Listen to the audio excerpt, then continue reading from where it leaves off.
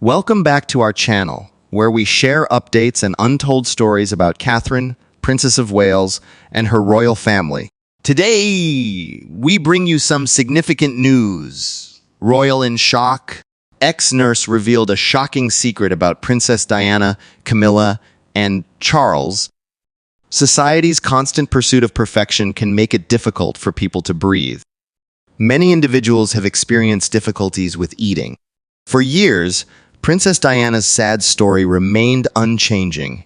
A lonely royal wife, a broken marriage, 2 beloved sons, and a life cut short in a tunnel in Paris.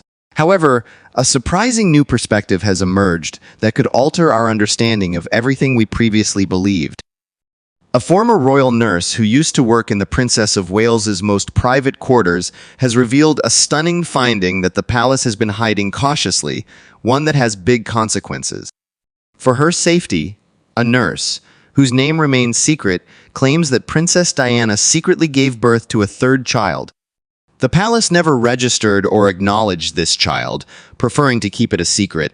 The nurse said in a recent statement, "There was another baby, and they made sure he disappeared."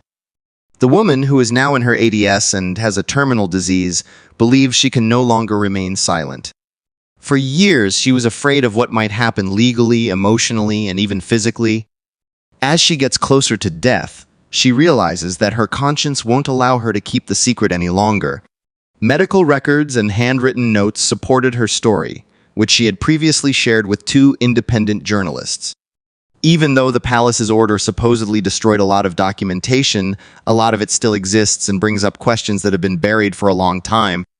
For example, why did Diana abruptly leave the public eye for weeks at a time in early 1984? What was the main cause for the strange changes to her medical team that year? Why did Diana's closest friends, including Paul Burrell, a royal guardsman, and her personal astrologer, say that she was hiding deep, unexpressed pain from the public? This nurse says that the reason is disturbingly simple. Diana had an illegitimate child, and the palace planned his death not out of spite, she says, but to protect the line of succession, avoid scandal, and protect the crown's integrity, even if it meant breaking the heart of the world's most loved woman. The truth may finally be coming out after many years. If this is the case, the royal family may face the worst scandal in modern history, which would include high-level lying instead of cheating or divorce. Where is Diana's hidden child now? When she was 20, she married into the most powerful family in Britain. Diana Spencer, young, naive, and idealistic, joined the royal family with hopes of love and importance. But soon after she became the Princess of Wales, those hopes began to fade, giving way to loneliness, power, and treachery. While the public witnessed a vibrant princess adorned in tiaras and silks, Diana found herself secluded behind closed doors. The nurse who took care of Diana when she was a child revealed that the princess regularly suffered emotional breakdowns when she was alone in her Kensington Palace room. "They don't care about my well-being," she said to the nurse late one night in 1983, her eyes swollen with tears. "They are afraid of what I represent. I am just the conduit, the atmosphere, and the surplus. What happens next? What remains of me?" During this time, Diana was said to have been quite reliant on someone who was not a royal. The nurse won't say who he is, but palace records from that time point to 3 possible candidates: a trustworthy security officer, a private writing instructor, or her private doctor. Rumors about Diana's strong relationships with particular people circulated among royal staff. Officially referred to as friendships, these relationships elicited private concerns. The nurse's next comment turns royal rumor into a royal scandal. Diana reportedly requested a private meeting with her doctor in late 1983, following a period of mental and physical isolation. This action went against the normal royal rules. The nurse, who is there for routine checkups, notices that the patient is concealing more than normal. They wrote messages by hand instead of typing them, conducted late-night visits, and distributed medical equipment under false identities. They instructed us not to converse or pose inquiries. Investigators discovered Diana was pregnant. This story is different from other royal histories. According to the official timeline, Diana became pregnant with Prince Harry in late 1984. The nurse says that this pregnancy occurred long before Harry's and was never supposed to be made public. The nurse, Diana's personal doctor, a close aide, and the royal official in charge of intimate issues were the only four individuals reportedly aware of the pregnancy. The announcement, ceremony, and proof were all absent. The nurse claimed, when it was confirmed, there was a clear sense of panic. This was not a good thing. She says it was a threat. She says that Prince Charles is not the child's father. Diana, already suffering in a loveless marriage and emotionally traumatized, was absolutely overwhelmed. The nurse states that Diana shared personal thoughts with her while they walked around the royal grounds at night. At last, it is mine. This child is mine. Not the crown's, not theirs. Solely mine. It was a rare moment of power, but it didn't stay long. The people in charge of the palace supposedly tried to stop it from happening. It was difficult to imagine what may happen next. A love child from the Princess of Wales's royal marriage may endanger the monarchy. People still believed in fairy tales, and such a betrayal would turn love into anger. The Windsors knew the truth and acted appropriately. The nurse added that Diana was forced to go into hiding and sent to a private estate in the Scottish Highlands under the guise of recovering. The nurse also recounts Diana's constant surveillance, limited visitor access, and concealment from even her closest friends. The nurse explains she was devastated but also determined. "I will find a way," she vowed. "I will not let them take everything from me." In the end, they did. The pregnancy was kept a secret, and the birth was erased from history. Weeks later, Diana returned to London appearing thinner, calmer, and with her smile restored. People perceived it as just another chapter in the life of the people's princess. However, everyone present was aware of the true events and understood that Diana lost more than just her composure. She lost a child. She gave up her most important goal to have her life. The nurse added that what happened following Diana's secret pregnancy was a well-planned cover-up that even seasoned royal officials were shocked by. There was no royal ceremony to celebrate the birth of a child who would remain unacknowledged. Still, the crown acted quickly, showing the calm efficiency of an organization that had kept a few secrets. She says that the birth happened in early 1984, distant from the famous luxury of St. Mary's Hospital and the busy city of London. They transported Diana to a remote royal estate in the Scottish Highlands, where she was reportedly recovering emotionally and resting. She gave birth to a boy at a place that was very private, had security guards, and made it difficult to talk to other people. The nurse sent to the estate for this reason was one of 4 people in the room. There were no visits from family, public statements, or media events. It was too quiet, she recalls. There were no flowers, no happiness, and no sense of celebration. She felt only fear and shame. A top royal official briefly gave Diana the healthy and strong baby before taking it away. The nurse reported that Diana embraced him, murmured something that wasn't clear, and cried a lot. She had no way to connect with him, no pictures, no mementos, not even a birth certificate with her name on it. She begged to see him again, but they told her it was best for everyone, especially the kid, if she didn't. A private jet took the baby out of the country soon after delivery, supposedly on its way to continental Europe. The adoption was planned ahead of time, and it is said that a secret relationship with an aristocratic family intimately associated with the monarchy helped make it happen. The parents were carefully picked to be rich, powerful, and, most importantly, loyal. There was no official documentation linking Diana to the child. All the documents were sealed, and the nurse said some were completely destroyed. The estate altered Diana's hospitalization date and relocated her doctor to another country within a month. It has been stated that a junior staff member who expressed concerns about the legal and moral ramifications of the occurrence was permanently removed from the royal household with no further contact. Diana returned to public life in London with grace, but the nurse noticed a big difference in her attitude. She was different, empty. She smiled, but her eyes stayed far away. Her demeanor conveyed a sense of hopelessness. At the same time, the palace went back to its normal work. The official statement from the senior press secretary said that Diana had taken a break because she was exhausted and stressed. The media mostly agreed with this story.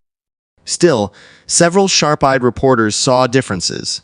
A big change in her body, a change in her staff, and an unusual lack of scheduled appointments. At that moment, the royal show overshadowed their questions. Charles and Diana then welcomed Prince Harry, which shifted the public's attention to happier times. The nurse, on the other hand, says that the truth has never gone away. It has merely been hidden. They didn't just hide a child, she explains. They cut out a piece of Diana's soul. The crown justified this action. The monarchy is facing increased scrutiny and criticism decades later, and the return of this narrative might revive old scars and raise new issues. If this kid lived, who is he now? In the British monarchy, protecting the line of succession is essential to its survival. The nurse's shocking statement revealed the use of this idea to rationalize an unusual hiding strategy. Diana chose to keep her supposed love child a secret with calmness and determination. She says that the secret talk wasn't about ethics or how it might affect the Princess of Wales emotionally, but about optics, control, and, most importantly, protecting the crown's legitimacy. As soon as the first positive test returned, the state immediately declared it a state emergency.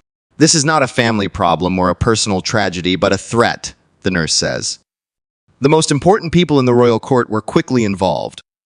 Her evidence indicates that the Lord Chamberlain, who was the highest-ranking officer in the royal household at the time, was responsible for the confinement plan.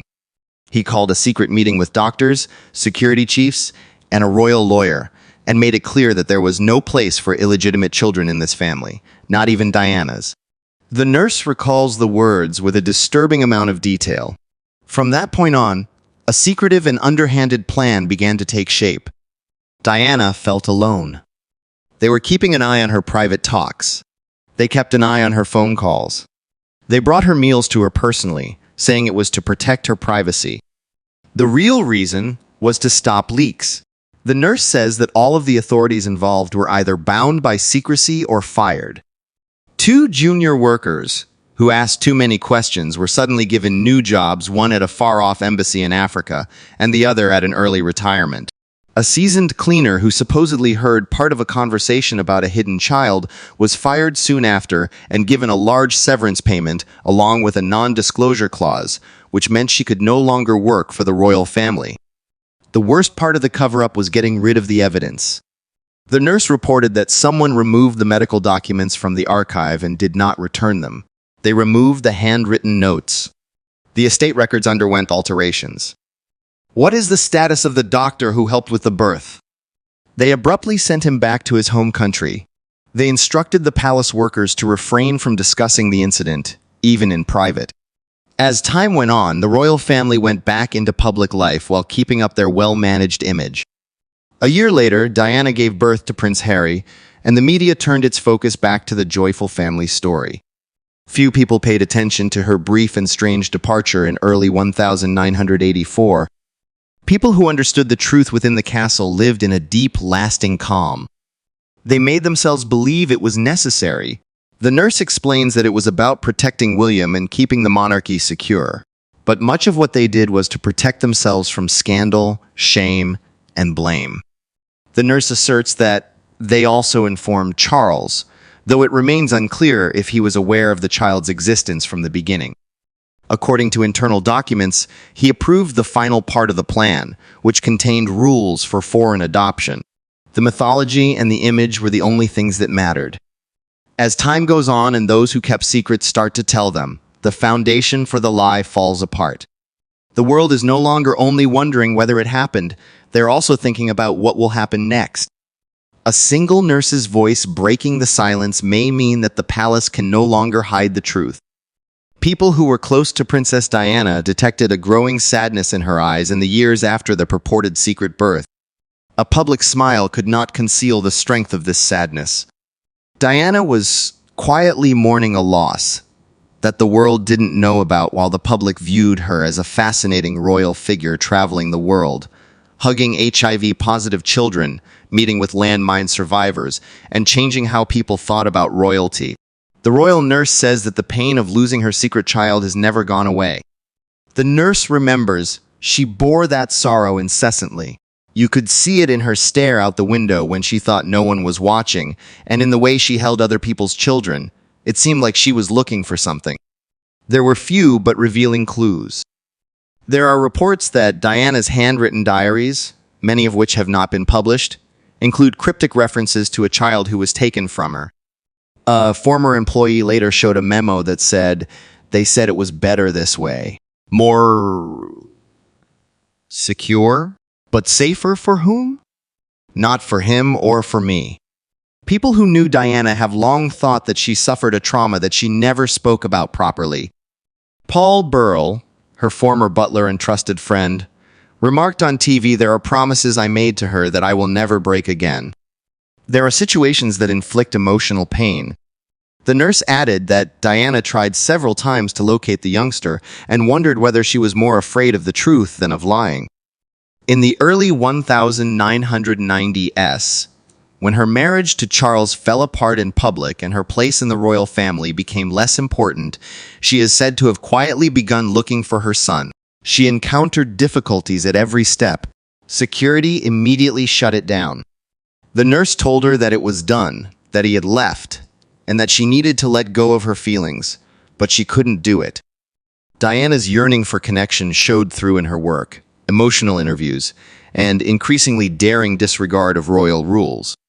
People close to her say that she thought about disclosing the secret to put pressure on the palace.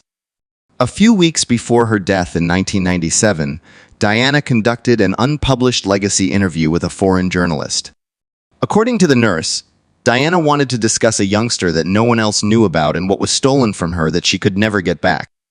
But that time never came.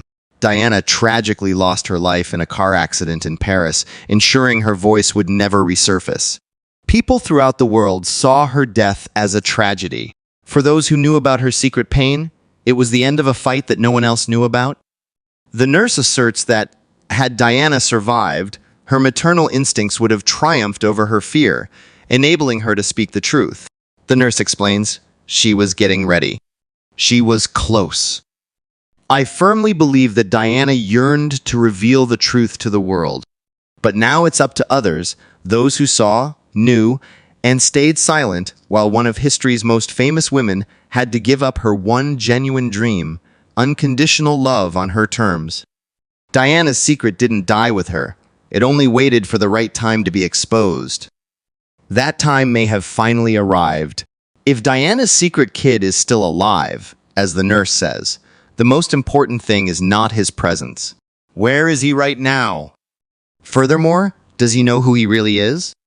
For years, the rich and powerful in Europe have spoken about somebody who was born in early 1984, reared abroad, and not officially recognized, but who looks like the late Princess of Wales, tall, athletic, with sharp features, sandy blonde hair, and deep, piercing eyes.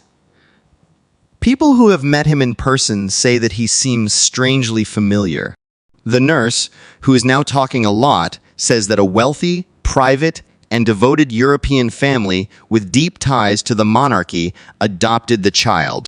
She added that a royal liaison set up the arrangement so that the child's privacy and privilege were safeguarded while hiding his true pedigree. At least, that was the plan. The child was meant to grow up without any problems or scandals, the nurse explains. But secrets like that leave behind proof. A foreign writer who spent years looking into royal disappearances and unusual adoptions in the 1980s says that a lot of evidence points to Switzerland, Austria, or southern France. The child received exceptional protection, attended prestigious schools, avoided public photography, and used diplomatic passports bearing multiple last names. The journalist observed, he moved as if he were under protection, although he wasn't a royal, at least not officially. A single picture appeared on a small European website in 2011. It was quickly taken down, but not before several sharp-eyed royal watchers got their hands on it. We observed a man in his late 20s strolling around Vienna International Airport. He wore a helmet and sunglasses, but the way he stood, His jawline and his smile were quite similar to Diana's. At the time, royal experts who looked at the pictures claimed he looked more like Diana's kids than William or Harry. But without a name or DNA proof, the pictures slipped into oblivion until now. The nurse says that the man knows who he is completely, which means that at some point in his adult life, he started looking into his past, maybe spoke to his adopted family, and was told not to come forward. I believe he was paid for his silence, she says. There were agreements, maybe even threats, but he knows. What worries her more is that she thinks Prince William knows the same thing. She thinks that Diana may have left clues in the form of letters, names, or documents that William found after she died. He would have asked. She never completely hid her pain from him. The nurse says that William is the only one who can put the facts together. It is not clear whether William has ever met the man he says is his half-brother. But those involved in the succession claim that there were undocumented, secret trips abroad in the last decade. In 2018, they went to Switzerland for 36 hours without any royal duties. Some individuals who observe the royals believe that these clandestine gatherings serve as a means of reconciling or addressing the past. Still, the question remains, will this person ever come forward? Will he remain a silent reminder of a life that ended prematurely? If he comes out, it will ruin the monarchy and Diana, the people's princess's legacy. If he is indeed who they say he is, the kingdom has many ghosts in its past. It had a living successor that it tried to forget about. For a long time, the British royal family has used more than just tradition to stay in power. They've also controlled the story. Every problem is dealt with, every rumor is silenced, and every threat is hidden under years of formality. But there are many secrets that are too deep, too personal, and too sad to keep hidden forever. If the nurse's claim is true that Diana, the people's princess, had a child who was taken, concealed from the people, and buried by the crown, then our knowledge of royal history is merely a polished half-truth, missing its most important part. This is not only a family tragedy, it is also a betrayal of Diana and everyone who loved her, mourned her, and depended on her legacy being kept safe. We are faced with the alarming possibility that the monarchy hid a royal child to safeguard its reputation, silencing the mother, disappearing the baby, and hoping that the public would not raise important questions. However, people are starting to ask questions and uncover previously hidden answers. The near-death nurse asserts that her intention is not retaliation, but rather to reveal the truth. "I kept their privacy," she explains. "For years, I stayed quiet, but I could see how much Diana was hurting. I could hear her screaming. When she heard he was leaving, I took her hand, and now the world has to know how unfair it was to her. There may be a person out there who goes by a different name, has a different history, and has never met his mother. Prince William may know something that is hard for him to share. Inside the grand walls of Buckingham Palace, the truth is known, and many want it to stay hidden. But secrets like these never go away. They are waiting," they whisper. "In the end, they will rise." When the monarchy fabricates falsehoods to safeguard itself, it alters the course of history, allowing it to reappear independently in pursuit of justice. This time, people could hear Diana's voice not via a speech or a fight, but through the eyes of the child they wanted to get rid of. Thank you for watching the video. Please let us your thoughts, and goodbye for now.